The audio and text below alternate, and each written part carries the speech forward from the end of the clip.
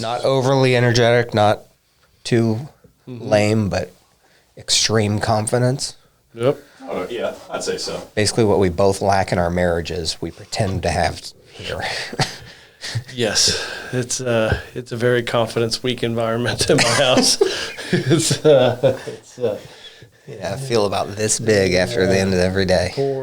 You're listening to the Homeboys podcast, recorded in our Indiana office and with combined 40 years of experience. Here's your hosts, Clint and Scott.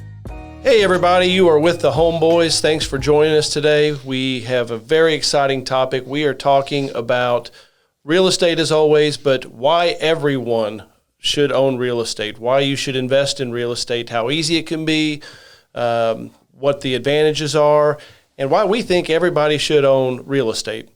As always, I'm here with my very talented business partner, Mr. Scott Adams. How are you today? Couldn't be better. And the more talented of us both is you. And this topic came up because of a quote that we looked up and saw, which was 90% of millionaires were made millionaires through real estate over the last 2 centuries. I couldn't figure out where the quote came from. I read it in Business Insider.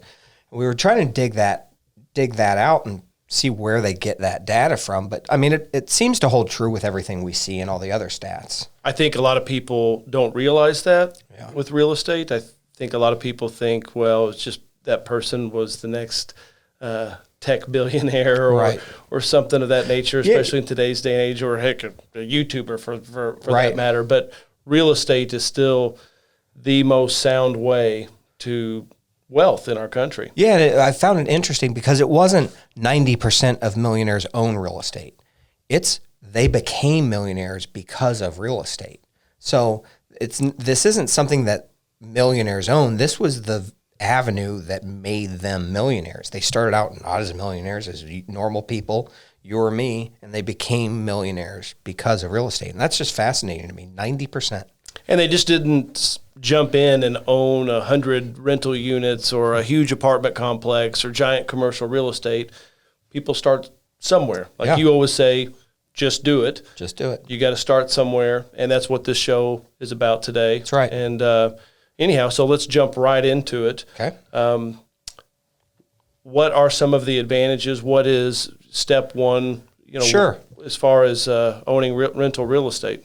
Well, first of all, it's much more accessible than I think the general public understands. So everyone knows that if you want to go out and buy stock, it's real easy. You either get an E-Trade account and try to tinker with it and figure it out yourself, or you just go get a brokerage. And most people have worked through a brokerage.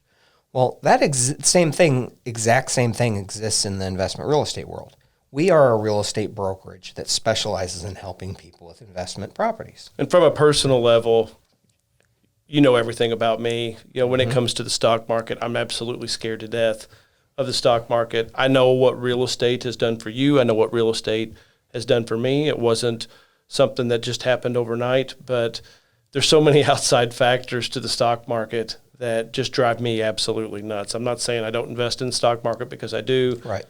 But I'm a chicken little, as you know, when it comes to the stock market. I feel like there's so much more control within real estate and owning real estate, where you have no idea what outside factors in the stock market are going to come into play that drive the market, crazy down. It's not just based off of Amazon sales, which are always going to be there. There's outside factors that can drive that price down, which people talk about the Wall Street casino.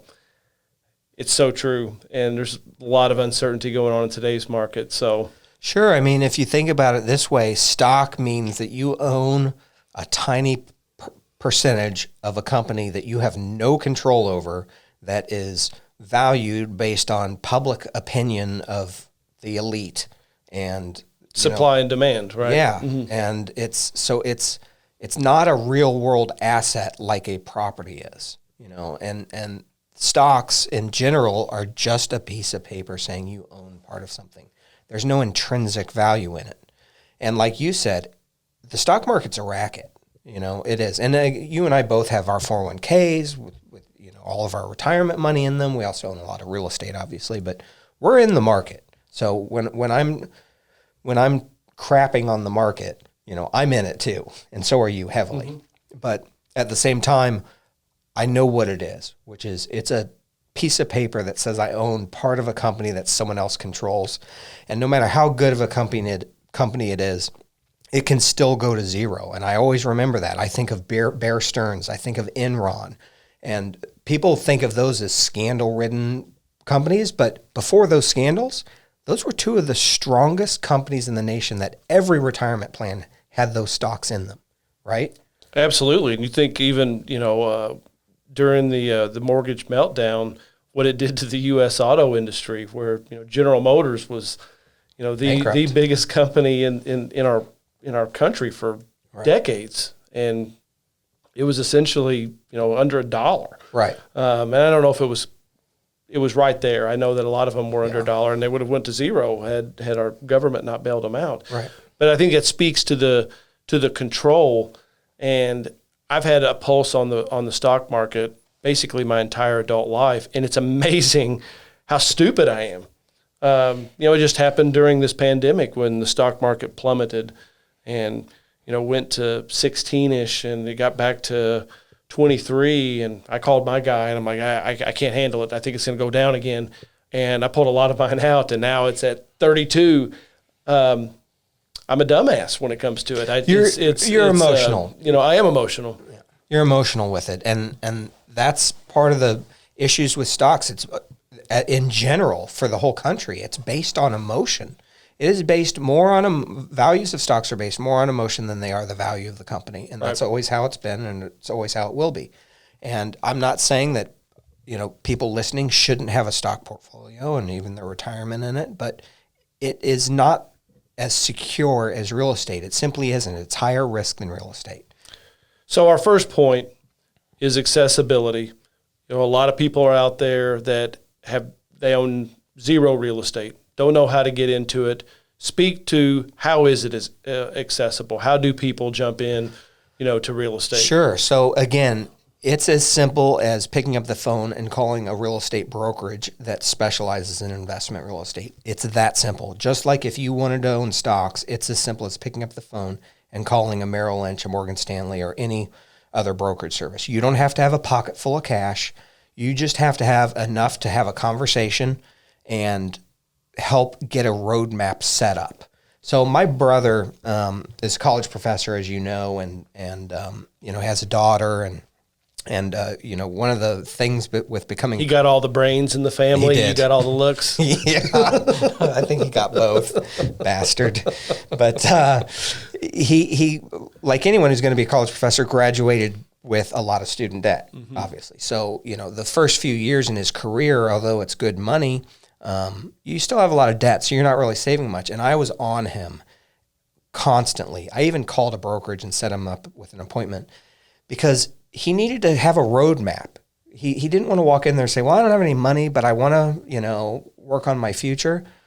Those people loved it when he came in because they can help guide him to get to the starting line. Right. So my point with that story is that it's never too early to call.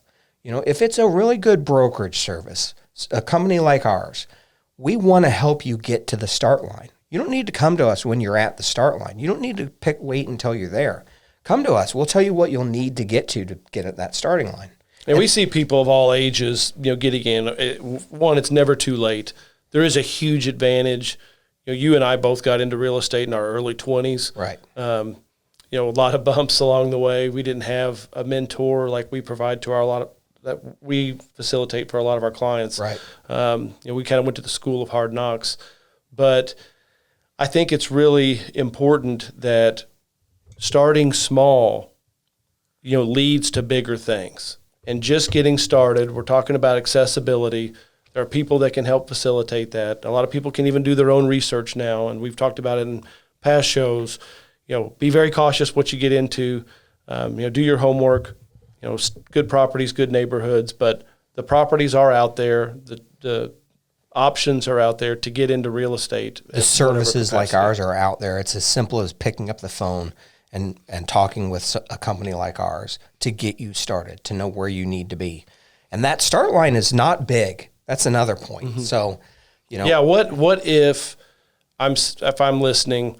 What do I have to get into it? You know, some people say, well, I don't really have a ton of capital.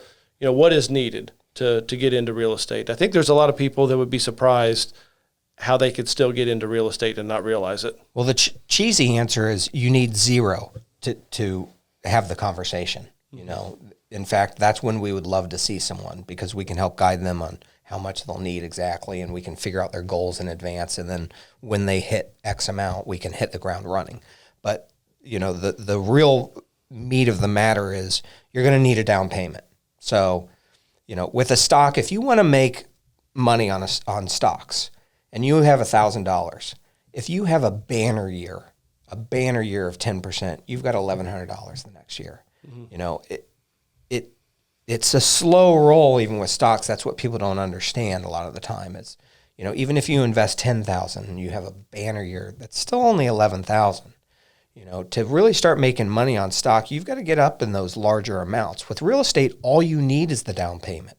You can hit the ground running faster with a small amount of money in real estate than you can with stocks. And that might sound counterintuitive because a house is so expensive, but it's the power of a mortgage.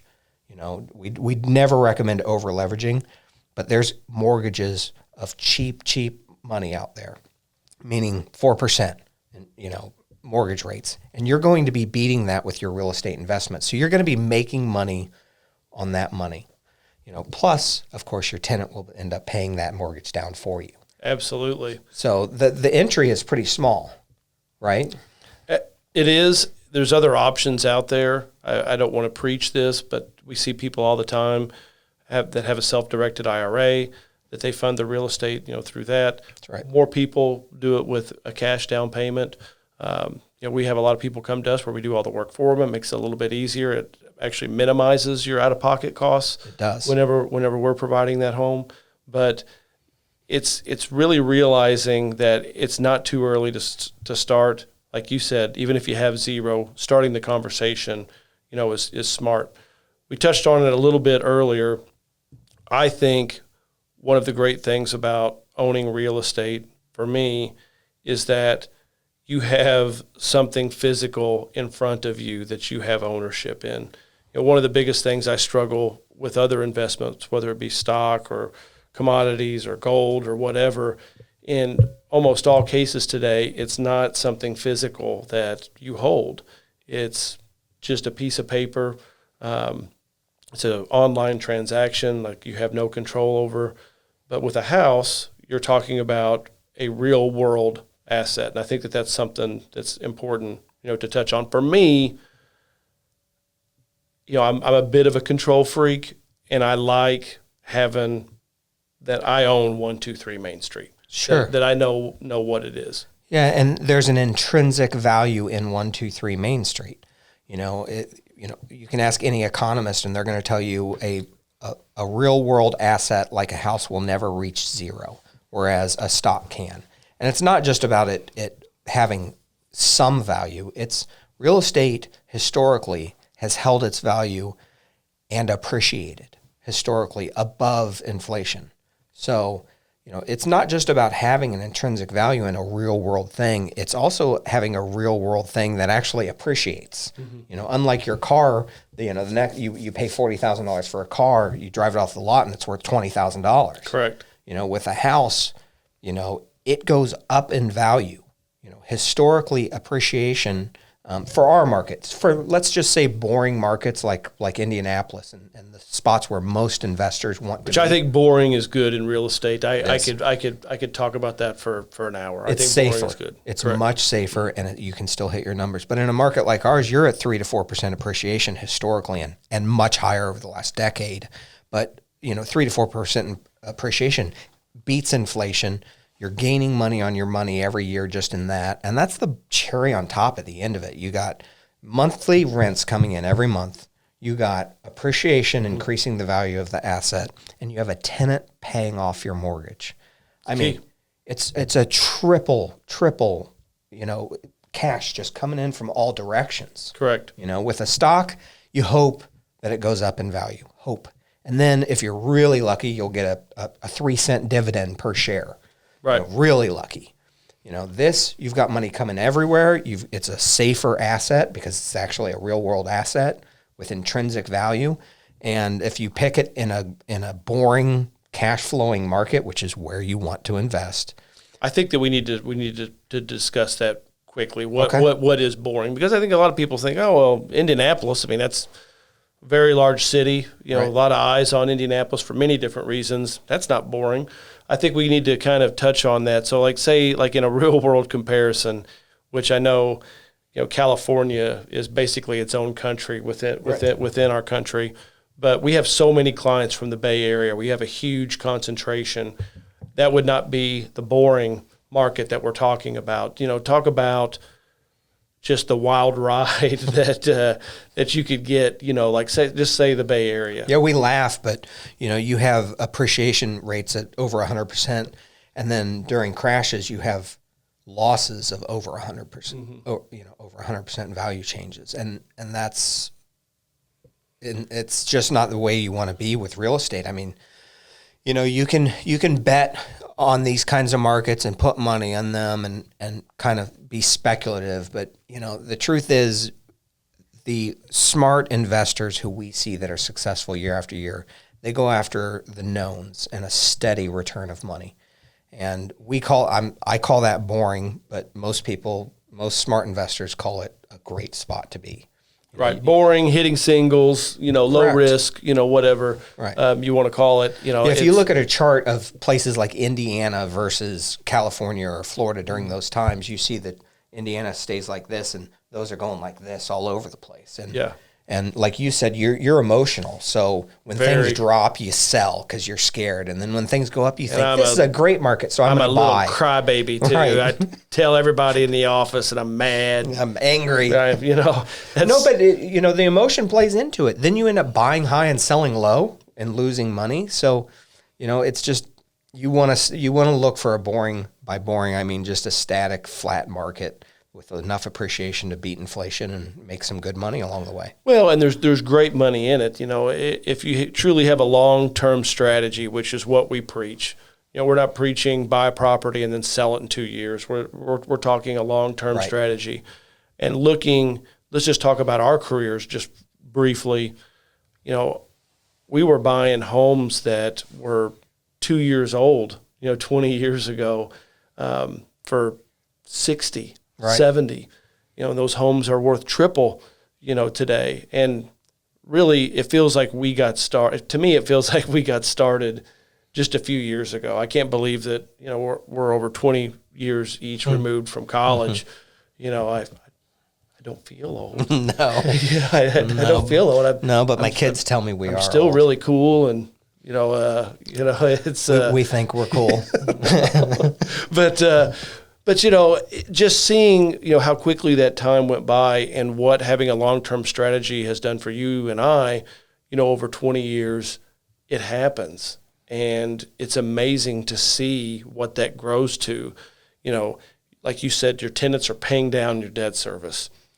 Paying it down. Let them. And having some cash flow, along the way, the steady appreciation that we see, in this market, it is boring because I think people, go to sleep dreaming of being a millionaire and think that that's going to happen next week. Right. But if you do what you say, just dive in, man, just do it.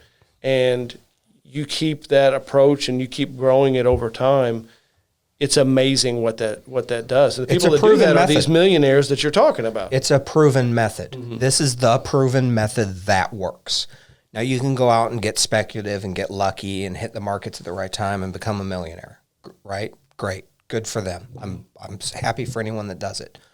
Or you can pretty much do the roadmap that's been laid out by many, many people over centuries before you on how to do it step by step, very easy, with very limited money, with experts doing it for you, and over time becoming a millionaire, almost guaranteed if you follow the steps. Almost guaranteed. And we see it with customers all the time that have had properties with us for 5-10 years, call it. And if they're in the office or we do a consultation over the phone with them and see what their net worth, what their bottom line is over, a quick 5 years. And I call it a quick 5 years because time goes by fast. It does. And just being steady and laying that out for our customers to see what it has grown to, it blows everyone's mind. That's right. And again, we're talking good properties in good neighborhoods, Right. That have that nice steady appreciation. And heck, in this market, we're not talking 4% appreciation. And you and I never sell on appreciation, but the stuff that we're seeing, in our market today is, it's hard to explain. The appreciation is the cherry on top. Correct. The investment itself has great returns. It's a great way to build wealth. It's a great way to, again, I keep going back to this stat. 90% of millionaires became millionaires because of what we're talking about. 90% of them. That means 9 out of 10 millionaires in a room did it through this. The one guy made it through Right. Bitcoin and stocks and got kind of lucky. So which would you rather choose? I mean, the proven model or the other? And I think what gets me fired up about this so much is that people don't realize how accessible it is. It almost drives, I want to stand out on the roof and scream, come on, anyone can do it. I have a family who, I've sat down with before and tried to help them kind of create financial independence. And, they don't want to even think about it or see it. And then when they see, the numbers, it's amazing what it's like to be able to help someone, and change their life through this stuff. I think you do a very good job. We've spoke at real estate conferences across the country, and you said that about, appreciation, and we don't sell on that. And you say that all the time. And I love it, because I think it's easy for people to get that mindset of the infomercial and, a guy pulling up in a Bentley and, I want to be that guy. And, that is for people, to drive sales and put some false perception into people's minds. And you're the complete opposite of that. When we speak at these conferences, you say, we're not, people ask about appreciation all the time. And you say, we don't sell off appreciation. The pro formas that we give aren't on appreciation. We don't even show it to you them. You drive that home, which you're great in that setting and you're very charming. Yeah, but we want to be real with these folks. Absolutely. It's the investment speaks for itself. And, again, when we're at these conferences, I'm not out there trying to sell them I'm not trying to make money off of them even. Mm-hmm. We get a lot of clients from those talks, but at the same time, I'm passionate about this. I believe everyone should be doing it, whether they're doing it in Memphis or Louisville or wherever they do it. I believe they should be doing this because it's a real world asset. It appreciates. Mm-hmm. You get rent along the way. A tenant pays down your mortgage. It's easy to get into. You can start making big returns faster than you can in real estate because of the power of a mortgage, and then you can repeat it over and over. It's just it's so much easier than people think if they just line up with a group like us or a brokerage in any of those markets to just hit the ground running. And like I always say, just do it. It's that simple. Correct. And we sell it as a non-sexy product, but the more you get into it, the more attractive it is. And it's fun. We're not gimmicky on trying to bring people in. And maybe a promo for us could have me pulling up in my 1995 Chevy Tahoe that I drive. Yeah. Or one of our work trucks, one of our old beater trucks. But we're just not those flashy guys, and it drives me bananas to watch some of this craziness. On social media, everyone's a real estate expert, and I'm gonna show you this massive house that I live in and this crazy car. That's not what we're selling. In fact, it pisses me off anytime I see it. This is sound real estate investing over the long term, and the wealth creation that it creates having a strategy is truly amazing. It creates literally generational wealth, which is a step above wealth. There's having money, there's being rich, there's wealth, and then there's generational wealth. If you want to get from 0 to 100 of generational wealth where your kids are taken care of, their kids are taken care of, you do it through this method. It's as simple as that. It's as simple as that. And this is a very accessible method. You don't need a lot of money down. there's companies like ours that are real estate brokerages, special investments. It's just that easy. So, the people that don't think they can do it just don't realize how easy it is. Mm-hmm. And if they're not ready now, they should still reach out to a brokerage and start coming up with a plan to do it. Because if you want to be the 9 out of 10 people in the room that are millionaires instead of the one guy who got lucky on Bitcoin, but if you want to be one of those millionaires, this is your number one chance to do it. It's the easiest way to do it. So there's one resource that I like that I didn't read. I actually didn't read until 5 years ago. I made it all the way through college without ever reading a book. Oh yeah, we've talked about this. It's just you're a voracious reader now. It's wasn't so my thing. I interesting. went from literally reading 0 books for the first 35 years of my life to reading a book a week now. Yeah. It's crazy. Which part of that is I listen to Amazon Audible a lot too. But one of the books that I read just a few years back that I would recommend to people. I like Robert Kiyosaki and the Rich Dad Poor Dad book. He sells it kind of like we're talking about, getting started, sound real estate investing, right? Not being extravagant and that. And I would recommend people read that book. I think that we use a lot of the same principles. For sure. That and The Millionaire Next Door kind of changed my life. I read The Millionaire Next Door in college, and I'll never forget the stories. There was a guy who worked a janitorial job in the evenings, and he saved every penny of that. And within 15 years, he was a millionaire. He's a janitor millionaire. Yeah. And then there was a couple of examples of people who just bought one rental property, and they became millionaires. So this is a proven method that a lot of these famous authors they all believe in. Right. Again, it goes back to the fact that they believe in it because 9 out of 10 millionaires are made this way. And and it talks about income statement millionaires versus balance sheet millionaires. Right. An income statement millionaire is, say you have a doctor that has this incredible income, but they drive the Porsche and they have the big house and the have, summer house and all this, spend all this money, and then you have a janitor, right? Or a blue collar worker that saves and puts back, and balance sheet. You'd be amazed. I mean, that person that makes a fifth of the income can actually be worth a lot more very quickly. We see it with clients. We have some high wealth clients who, I shouldn't say high wealth, high earners that didn't build their balance sheet. Right. If the music stops and their job stops bringing money in for them, they're in trouble. And that's another great client. We've had a lot of clients like that who we've helped change their lives. Because they're high earners, everyone thinks they're wealthy, and they had no wealth. They had that phase 1 of riches. Right. But they had enough income to jump very quickly to the generational wealth thing, but they weren't giving it attention. This is not just something for beginners. I think we need to touch on that too, which is, sure, it's accessible for everyone, but there's a lot of high earners out there that aren't paying attention to their financial health in this way. They put money in the stock market, they may save, they have 401ks, but at the end of the day, that's not going to generate enough because they have such high expense loads. They need to start building some assets that are cash flowing positive. Right. All their assets cash flow negative. They've got car payments, house payments, nothing covering them. This helps reverse that trend. It does. So. And again, I want to touch on this is for anybody and everybody. You don't have to be a high income person to do this. Nope. I was down in southern Indiana at one of our projects. We've got the apartment building in a small town, sure, my hometown that I grew up in. I found it interesting.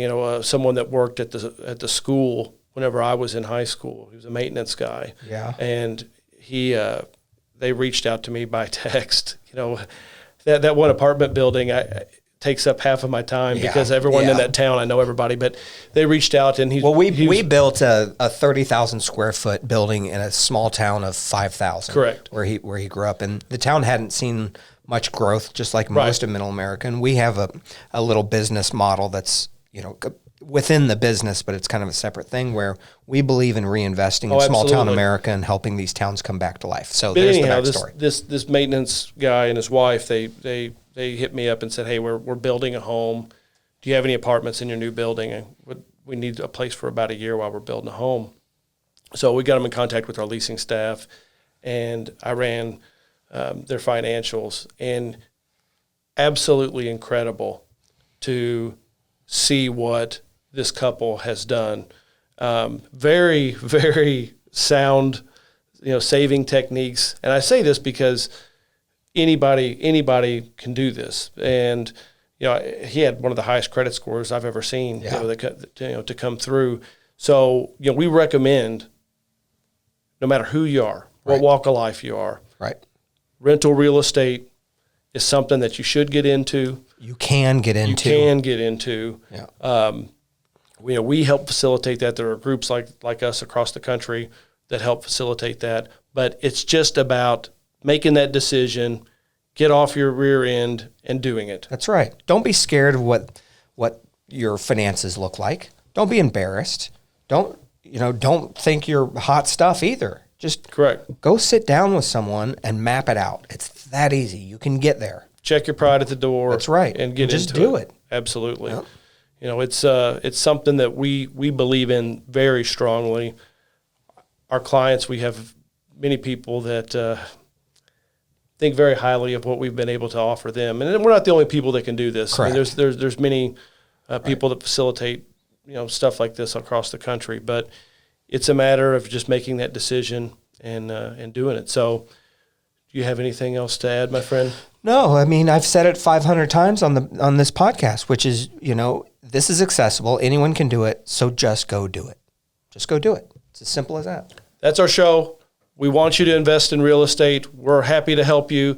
Make sure you click subscribe at the bottom of this page that you're watching. We provide a lot of real estate knowledge for our clients. Until next time, we're the Homeboys. Happy investing.